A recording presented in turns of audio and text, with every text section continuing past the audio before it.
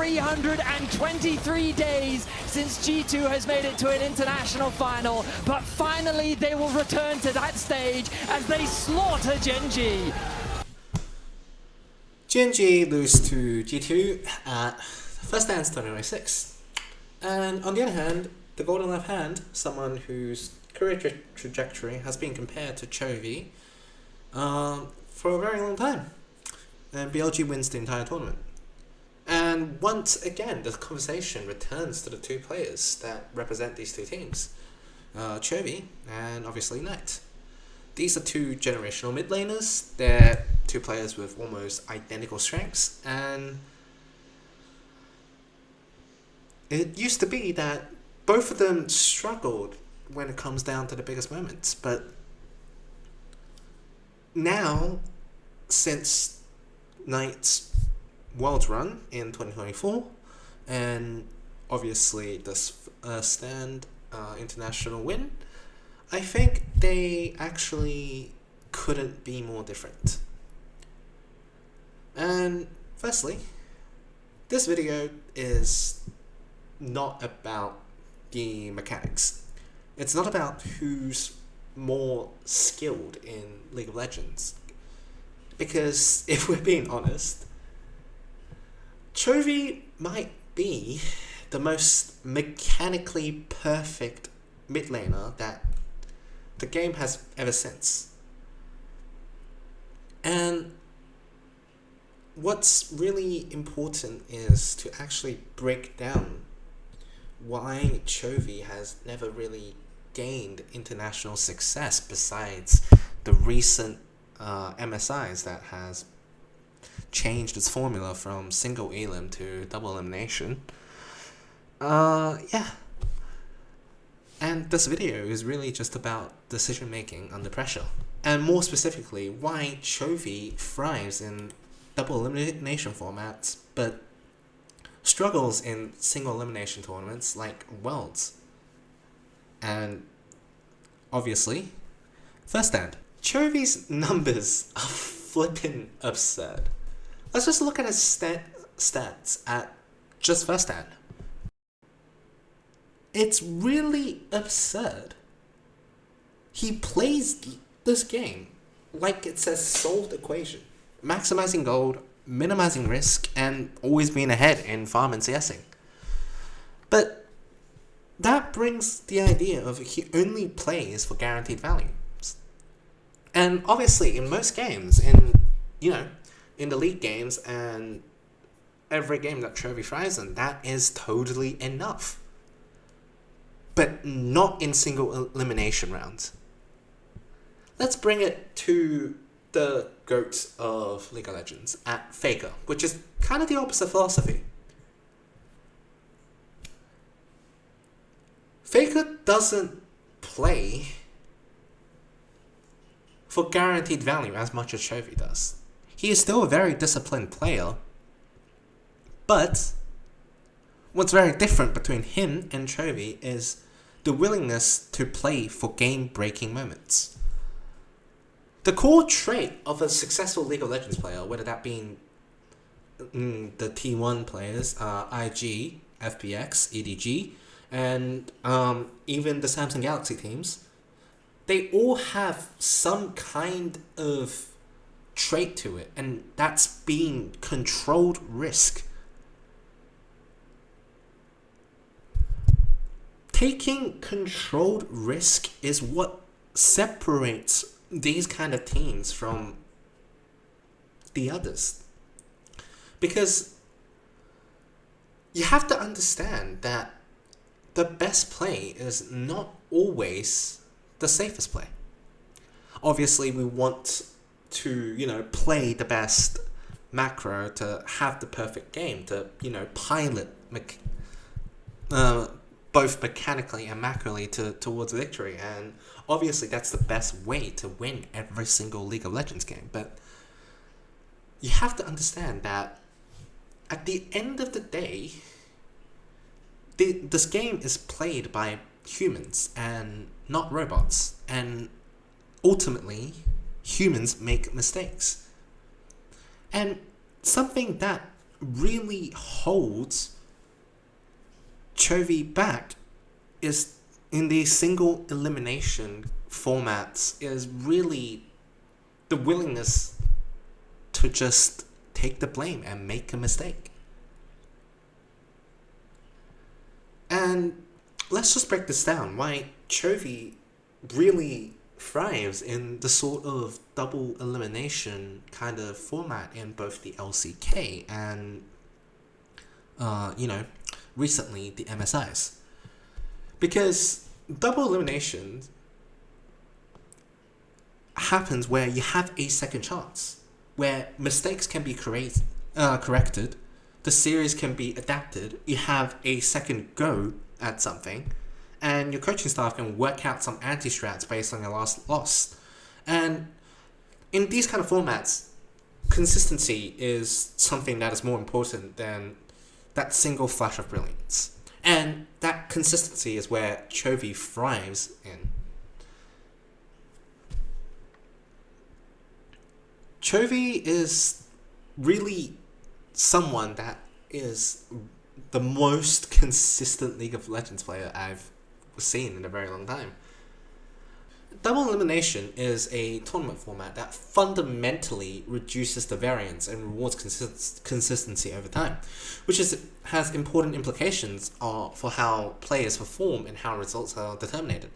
In a traditional single elimination format, one bad game, one bad draft, and moment can eliminate the strongest of teams. This really creates a high variance environment, where outcomes such as RNG versus G2 become more prominent because the games are more sensitive to short-term fluctuations, which, this is why in Worlds we get big upsets, because this high variance environment provides a chance for fluctuations to happen and affect the end result. Whereas in contrast, double elimination provides a second life through the lower bracket, allowing stronger teams to recover from early losses. And as a result, the format tends to produce outcomes that more accurately reflect the true skill and consistency level rather than the short-term performance. And from a strategic perspective, double elimination encourages adaptation and iteration, and obviously consistency. Teams can learn from losses, adjust drafts, refine macro decisions, and improve coordination across multiple series of the split. This benefits players like Chovy who excel in pattern consistency and recognition. And obviously the long-term optimization over a larger sample of games.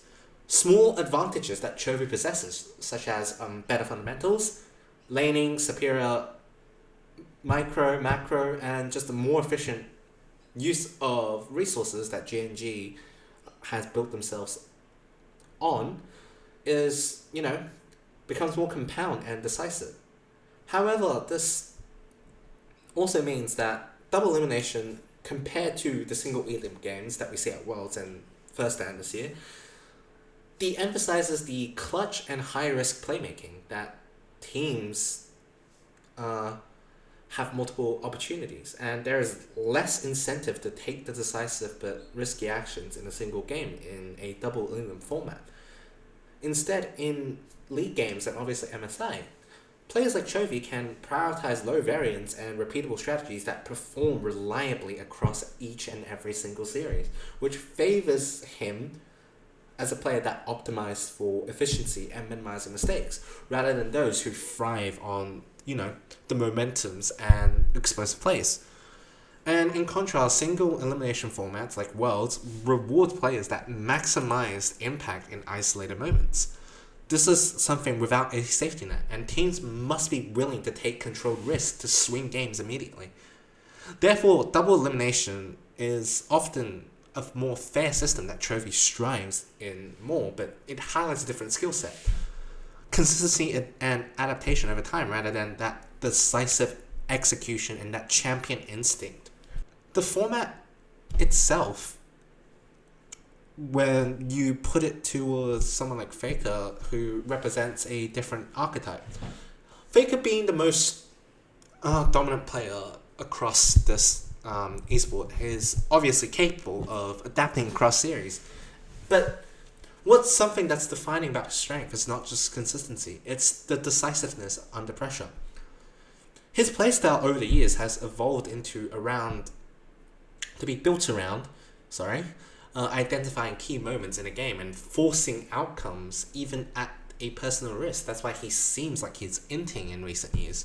And he's willing to trade his safety for something of impact, often initiating plays that carries both high reward and high failure in high pressure situations. And I think that in games such as Worlds, where players' ability to swing games through bold decisions, like that play against JDG in 2023, I remember, where Faker broke the golden road by doing an Azir shuffle that pushed Ruler back. These kind of nuts plays is what you need to be capable, not only capable, but allowing yourself to take the blame if that nuts play is ultimately going to lose you the game. Obviously, Chovy is a very capable player with immense amount of skill, but the key limitation to him is that at the highest level in Worlds, especially when teams are evenly matched and games often reach states where no side has a clear advantage and standard play, it's, stalemating with objective trades here and there, tower trades and aids here and there, and waiting actually, in that case, benefits the opponent. And this is where being absolutely crazy and nuts becomes valuable. Players like Faker, their greatness really comes from their willingness to break the equilibrium. They will flash forward to make a play, start fights without, the perfect information, and trade their lives for a winning situation. These are not optimal plays in a vacuum. These are high variance, game-defining decisions. And in single elimination formats, these moments often, makes the difference between winning and going home. It's like a basketball game. Star players are needed to break out of the system and make plays that are unfavorable and, something that isn't particularly the right thing to do, but they can do it because of how good they are. They can come out and make the clutch play and take the team on their backs and take the blame for the bad result. Whereas Chovy really lacks this mentality. Let's just compare to someone, and obviously, Knight has struggled in the same kind of dilemma for many years before his BLG finals run. And obviously this is too early to say because Knight is still a, much his championships and amount of tournament wins does not match to Chovy's ever since last year. But I think that Knight is an interesting case because he started the same kind of mentality as Chovy. If any of you have watched LSPL and LPL for Knight's early days, you will realize that Knight used to be a player that is identified as someone with strong laning, high KDA, and someone that makes a lot of presence with efficient plays. But what ended up happening, and this was really evident in the 2020 run with Top Esports, that he was invisible under pressure. And I think that in 2026, not 2026, in 2024, ever since that Worlds run, I think Knight has evolved and changed. His mechanics are actually worse than 2023, 2022 Knight, but I think he is a better player overall. And what's really important is that the mindset has changed. I think Knight being, looking at his stats, he is now a much more complete player with, a higher first blood participation and lower KDA, but has a higher impact. And Knight started doing something that, championship players have always done. Taking responsibility for the outcome. And he tends to, flash forward, create plays, make engages, rather than preserving their KDA. They are trading their light for impact. Obviously, Knight's performance in the first stand final isn't great, but these are kind of moments where, you're not playing great, but you're willing to sacrifice your KDA for the overall result at the end of the day, because he's got teammates in Bin and Viper being extremely stable in this finals, and what he needs to do is just to create an environment for those two players to take the win home. Because at the end of the day, League of Legends is a 5-player game. You're going to have moments where you struggle.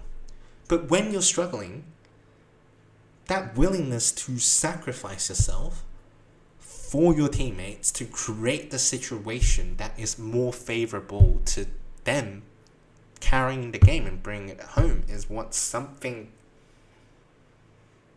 that, a championship mid laner needs to possess.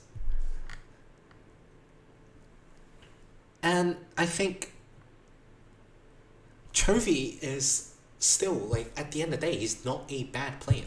He is still one of the most skilled players ever. But the skill alone isn't enough. To win Worlds, you need to be willing to make the wrong play. Take the blame and let the game be lost in your hands. And take the fucking blame for it. And that's how you win it.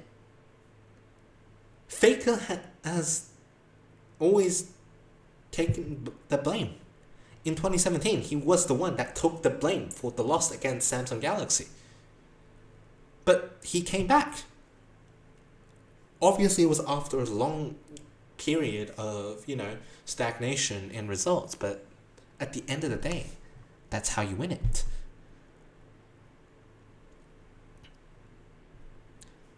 And that's where champions differ from really good players. Yeah, and that's it. Thanks for watching this video, and like and subscribe if you like these kind of breaking down insights, and subscribe to the channel. I will now post a lot more kind of analysis like this on different kind of esports competitions, and feel free to also please take notice of PCS Open qualifiers. I don't know when it's going to be. I haven't got the dates yet, but I've been helping a team. I've stepped down from coaching and took a more background analyst role, and I'm really enjoying it. So like, subscribe, and comment if you have any kind of opinions, and see you in the next one.